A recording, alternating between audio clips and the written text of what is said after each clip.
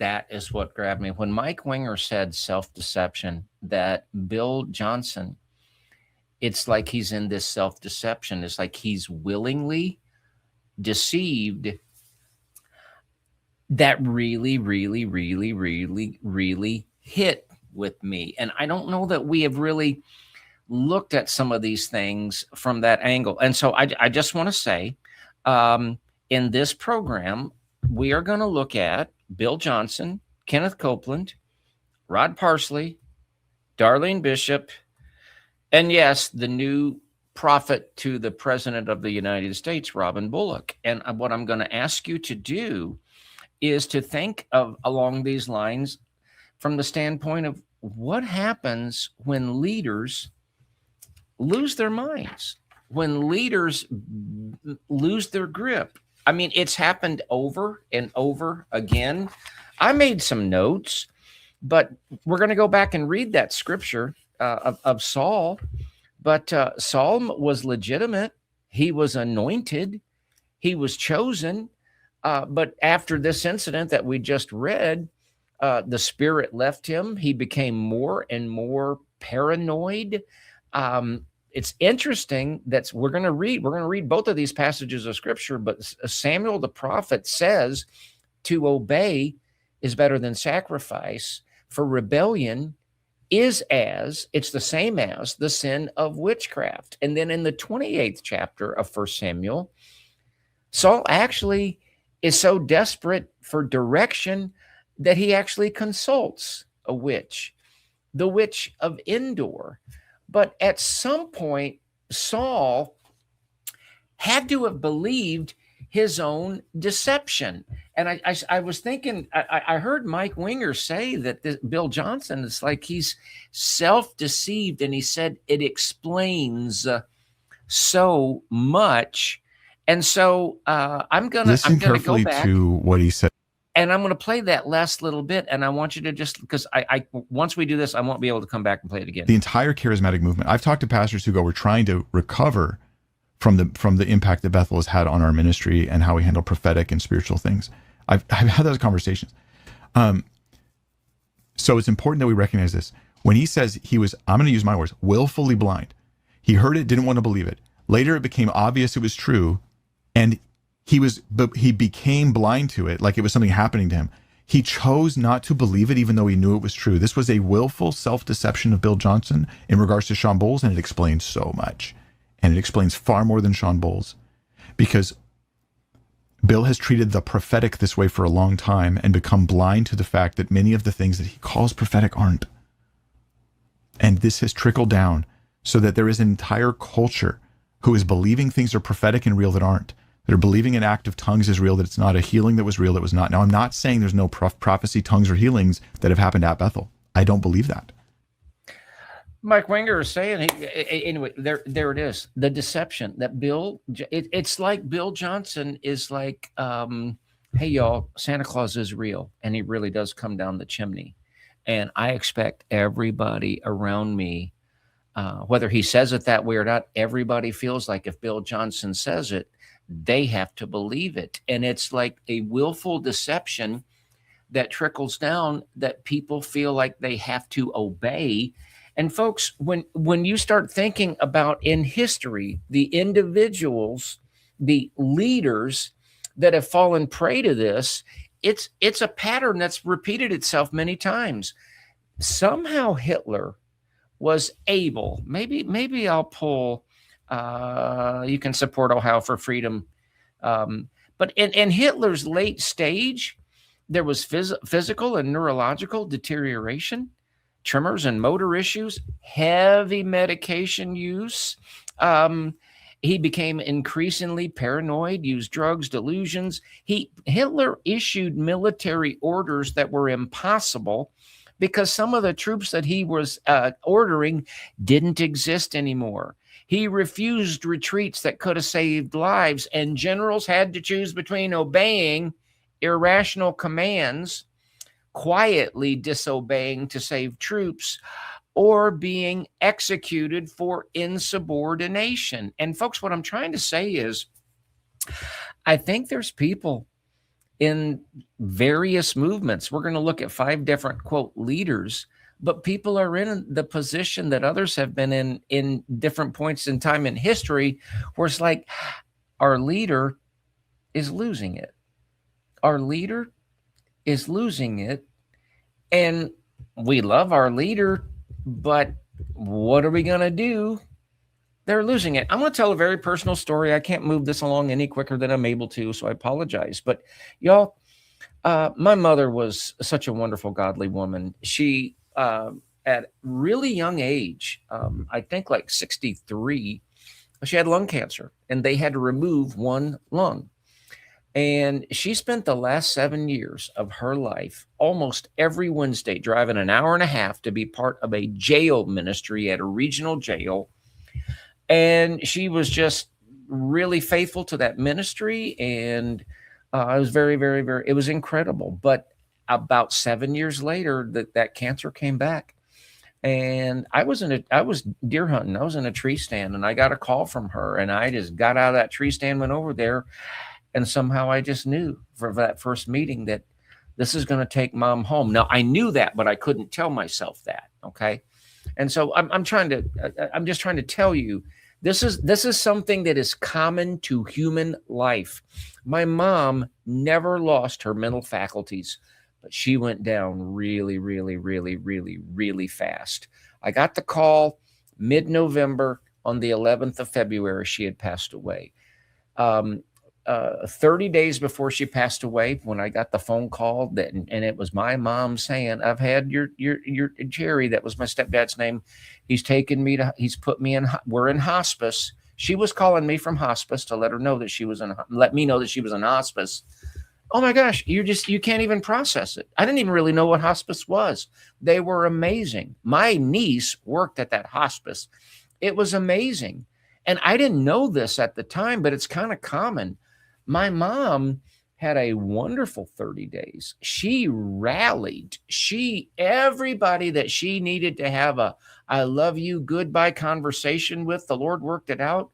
And for 30 days, it was almost like a party.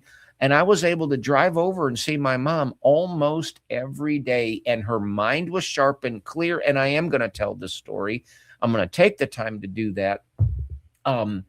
I remember 2 or 3 days before she died, she's talking to me and my stepdad, and my stepdad is trying to make arrangements. He didn't want to deal with any of this, how he was going to cater food to be at the house after the funeral. And I can hear my mom in her Mississippi accent, "Oh, Jerry, don't go do that. You ain't got to spend no money on that.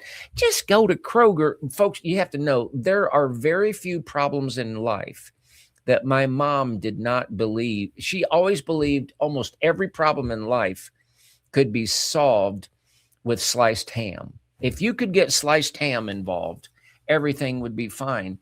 And I did not want to hear my mom giving those clear instructions to my stepdad. I didn't want to hear that. My mom never lost her mental faculties, but the day that she passed at hospice, she looked at my stepdad and said, "Let's go home. Let's go home. I want to go home." And she said, "Well, let's at least go for a ride."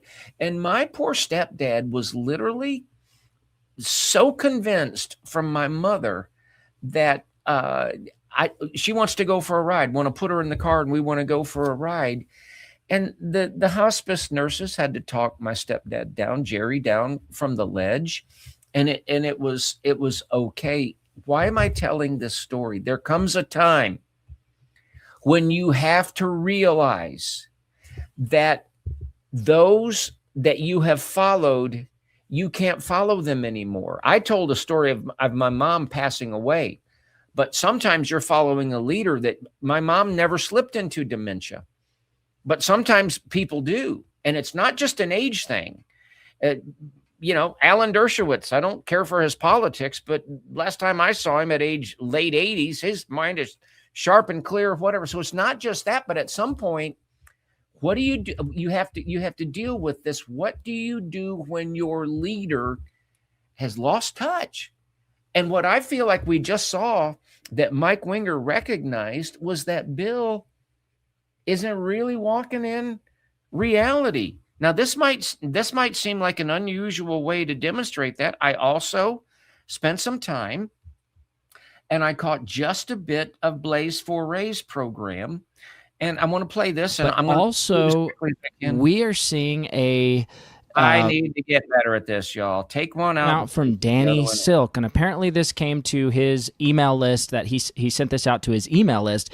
Danny Silk is the one who wrote the book called Unpunishable. I have not read the book, but Danny Silk is the one that is big on helping to restore people like Ben Armstrong, who had what he would call an affair with, I believe it was his nanny that he was in spiritual authority over while at Bethel Church. But so here's Blaze Foray explaining that there's a gentleman associated with Bethel, Ben Armstrong, that was involved in a clergy sexual abuse relationship with a nanny that they employed.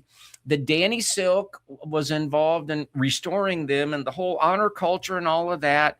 But what Blaze is pointing out is, listen to this. We would call that clergy SA, utilizing your spiritual authority and technically job authority, it looks like, allegedly, to seduce someone into these type of activities. And it's very damaging for people's lives and for people's faith.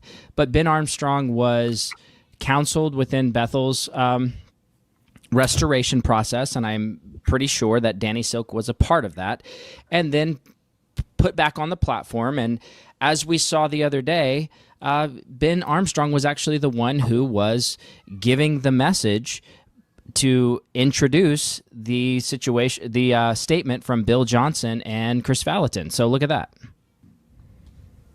Awesome. It's offering time. Why don't you stand to your feet? We get the opportunity to continue in worship through our tithes and offerings. Okay, I wanted to show that. I'm not that familiar with Ben Armstrong. Never been a fan of Bethel. Blaze is much more up to date and up to speed with that. But he's showing something that I didn't know.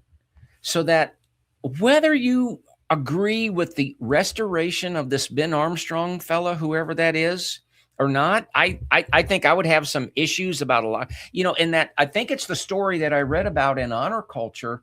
But there aren't any names in there, but they never talk about the victim. They never talk about the person that was a victim of Ben Armstrong. But however you feel about the, quote, restoration of Ben or not, how tone deaf do you have to have that guy opening up the service where supposedly Chris Valentin and Bill Johnson are going to apologize?